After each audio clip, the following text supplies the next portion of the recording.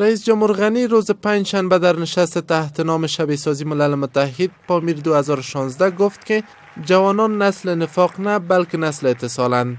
آقای غنی گفت نسل نو دارای فهم و دانش بیشتر است و می تواند با گرفتن مسئولیت رهبری کشورشان افغانستان را به صلح و ثبات برسانند.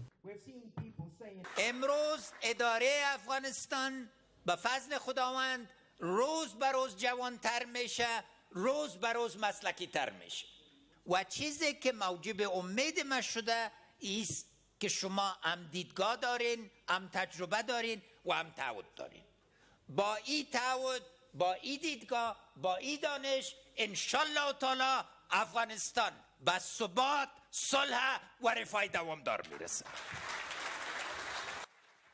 برگزار کنندگان این نشست 3 روزه میگویند که روی این مسئله نیز بحث میکنند که چگونه جوانان میتوانند در همکاری با سازمان ملل در تأمین صلح و ثبات در کشور نقش بازی کنند.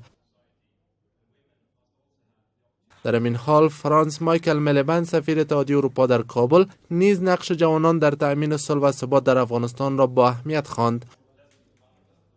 سخنان محمد محقق معاون دوم ریاست اجرایی که در این کنفرانس شرکت کرده بود بیشتر روی نقش سازمان ملل متحد در پروسه صلح متمرکز بود.